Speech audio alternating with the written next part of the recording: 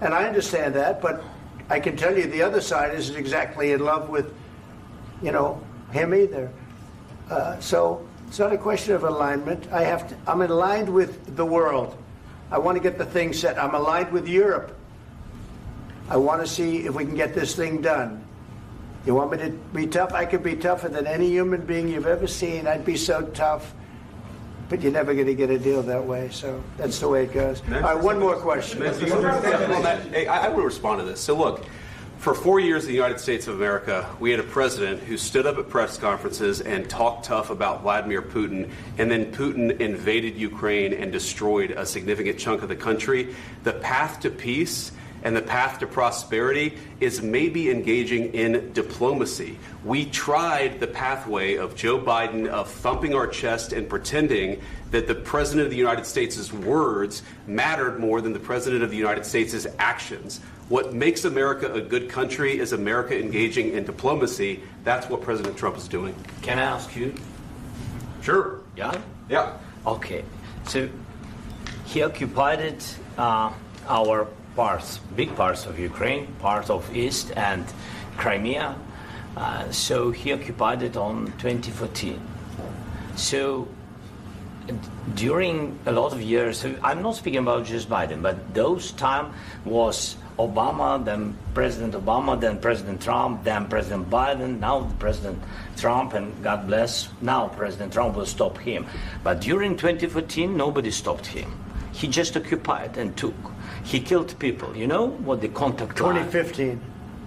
2014. 2014 and 2014. 2014. Yeah. So I was not here. Yeah, but that's exactly right. Yes, but during 2014 till 2022, the situation the same. The people have been dying on the contact line.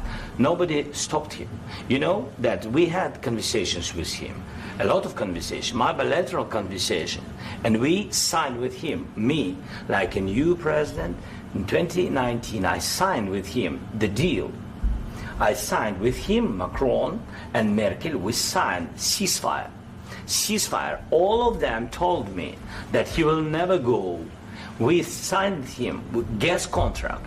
Yes, but after that, he broken this ceasefire. He killed our people and he didn't exchange prisoners. We signed the exchange of prisoners, but he didn't do it. What kind of diplomacy, JD, you are speaking about? What do you mean? I'm talking about the kind of diplomacy that's going to end the destruction of your country. Yes, but if you Mr. President, with respect, I think it's disrespectful for you to come into the Oval Office and try to litigate this in front of the American media. Right now, you guys are going around and forcing conscripts to the front lines because you have manpower problems. You should be thanking the President for trying to bring an end to this conflict. Have you ever been to Ukraine that you say what problems we have? I have been to. Come once. I've actually watched and seen the stories, and I know what happens is you bring them on a propaganda tour, Mr. President. Do you disagree that you've had problems bringing people into your military? And do you think that it's respectful to come to the Oval Office of the United States of America and attack the administration that is trying to prevent the destruction of your country? A lot of questions. Let's start from the beginning. Sure. First of all, during the war, everybody has problems, even you, but you have nice ocean and don't feel now, but you will feel it in the future. God bless. You don't know that. God bless. God bless. You will not have a war. Don't tell us what we're going to feel. We're trying to solve a problem. Don't tell us what we're going to feel. I'm not telling you. Because you're in no position to dictate that. That's exactly what you're doing. You're in no position to dictate what we're going to feel. We're going to feel very good. You will feel influence. We're going to feel very good and very strong. You will feel influence. You're right now not in a very good position. You've allowed yourself to be in a very bad position, and he happens to be right about it. From the very beginning of the war. You're not in a good position. You don't have the cards right now. With us, you start having cards. Playing cards. Right now, you don't. You're playing cards. You're playing cards. You're gambling with the lives of millions of people. You're gambling with World War III. You're gambling with World War III. And what you're doing is very disrespectful to the country, this country. That's back to you. Far more than a lot of people said they should have. Have you said thank you once? this A lot entire of meeting? times. No, in this Even entire meeting, today. have you said thank Even you? today. You went to Pennsylvania and campaigned for the opposition in October. Offer some words of appreciation for the United States what of you're speaking America about. and the president who's trying to save your country. Please, you think that if you will speak very loudly about the war, you He's can... not speaking loudly. He's not Yeah. speaking loudly. Your country's Can I- in big can- trouble. can I Wait a answer? minute. No. Can You've I done a lot answer? of talking.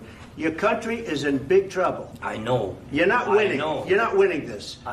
You have a damn good chance of we coming are out staying, okay because of Mr. us. President, we are staying in our country, staying strong from the very beginning of the war. We've been alone, and we are thankful. I said thanks You haven't in been this alone. cabinet, You and haven't not been only alone. in this We cabinet. gave you, through I this said stupid thank- president, $350 billion. You voted we gave for you your military president. equipment, You and you voted men for are your brave, president. but they had to use our military. What about we are If speaking? you didn't have You our invited military me- equipment, you invited if me you to didn't speak. have our military equipment, this war would have been over in 2 weeks. In 3 okay? days, I heard it from Putin. In 3 days, this is something Maybe new. less. In 2 weeks, of course, yes. It's going to be a very hard thing to do business like this. I Again, tell you. just say thank you. I said a lot of times thank you to American people. Accept that there are disagreements, and let's go litigate those disagreements rather than trying to fight it out in the American media when you're wrong. We know that you're wrong. But you see, I think it's good for the American people to see what's going on. I understand, sir. I think it's I very understand. important. That's why I kept this going so long. You have to be thankful. You don't have the I'm cards. thankful. You're buried there. Your people are dying. tell you You're again, running low I know. on soldiers. Don't- Listen, don't please, you're running Mr. low President. on soldiers.